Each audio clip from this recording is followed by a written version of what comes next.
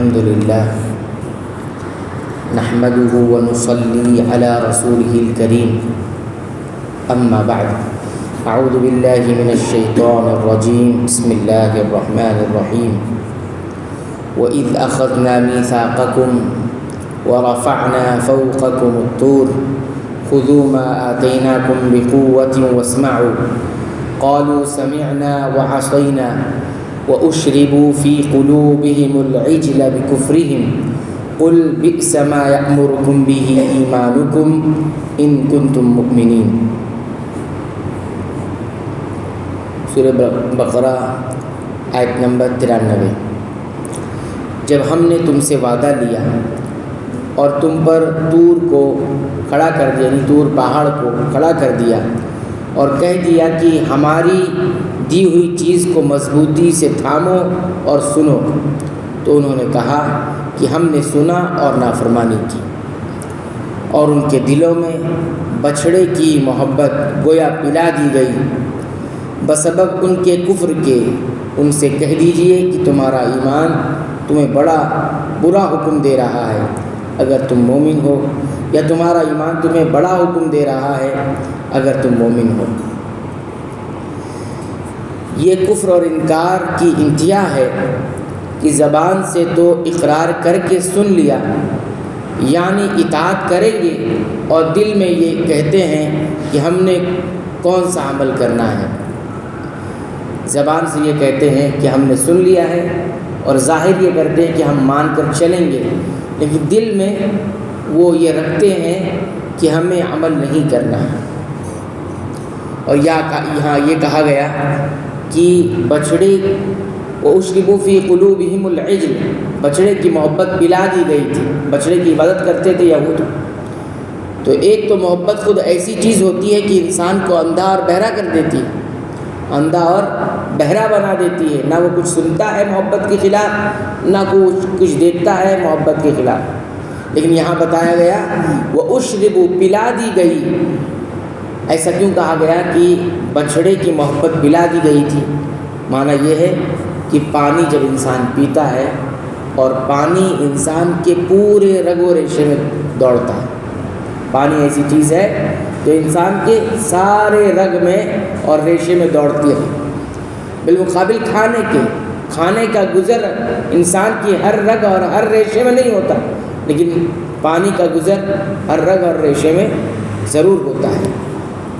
تو یہ بتایا گیا کہ کفر کی بنیاد ان کا حسد اور بغض اور کینہ تھا، اور اسی طرح بچڑے کی محبت بھی اسی وجہ سے تھی، اور ایسی تھی کہ وہ اس کی عبادت کرتے۔ اور یہ بتایا گیا ہے بچڑے کی محبت عبادت کی وجہ وہ کفر تھا جو ان کے دلوں پر گھر کر چکا تھا۔ قل ان كانت لكم الدار الآخرة عند الله خالصة من دون الناس فتمنوا الموت ان كنتم صادقين۔ آپ کہہ دیجئے اگر آخرت کا گھر صرف تمہارے ہی لیے ہے، اللہ کے نزدیک اور کسی کے لیے نہیں، تو آؤ اپنی سچائی کے ثبوت میں موت طلب کرو۔ وَلَن يَتَمَنَّوْهُ أَبَدًا بِمَا قَدَّمَتْ أَيْدِيهِمْ وَاللَّهُ عَلِيمٌ بِالظَّالِمِينَ، لیکن اپنے کرتوتوں کو دیکھتے ہوئے کبھی بھی موت نہیں مانگیں گے، اللہ تعالیٰ ظالموں کو خوب جانتا ہے۔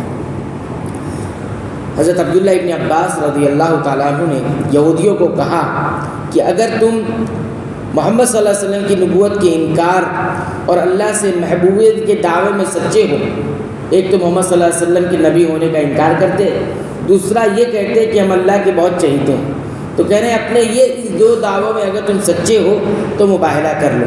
مباہلہ کا مطلب کیا ہوتا ہے کہ اللہ کی بارگاہ میں مسلمان اور یہود دونوں مل کر یہ کہیں کہ اے اللہ، دونوں میں سے جو جھوٹا ہو اسے موت دے دے، ہم دونوں میں سے جو بھی جھوٹا ہوگا انہیں موت دے دے۔ اسی کو کہتے ہیں موت طلب کرنا۔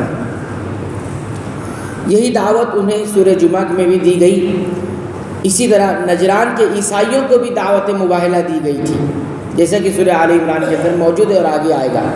لیکن چونکہ یہودی بھی عیسائیوں کی طرح جھوٹے تھے، اس لیے عیسائیوں ہی کی طرح یہودیوں کے بارے میں بھی اللہ تعالیٰ نے فرمایا یہ ہرگز موت کی تمنا یعنی مباہلہ نہیں کریں گے، یہ جا کر اللہ کی بارگاہ میں عرض نہیں کریں گے اللہ ہمارے اور مسلمانوں کے درمیان جو جھوٹا ہے ان کو موت دے دیں، یہ کبھی نہیں کریں گے۔ ان کو معلوم ہے کہ ہمارے کرتوت کیسے ہیں اور ہم اپنے دعوے میں کتنے سچے ہیں، یہ ہرگز موت کی آرزو یعنی مباہلہ نہیں کریں گے۔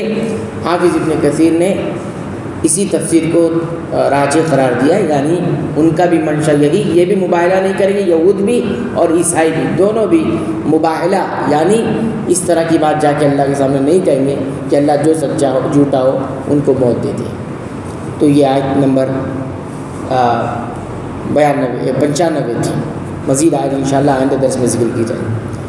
اللہ تعالیٰ سے دعا ہے رب العالمین تو ہمیں قرآن حکیم کی پابندی سے تلاوت کی توفیق عطا فرما، اس کو سمجھ کر غور کر کے پڑھنے کی توفیق عطا فرما، اس کے مطابق اپنا عقیدہ، ایمان، اعمال، اخلاق و کردار سنوارنے کی توفیق عطا فرما۔ اے اللہ تو ہمیں بخش دے، ہمارے والدین کو بخش دے، تمام مسلمانوں کو، مومنوں کو، اہل توحید کو بخش دے، آمین۔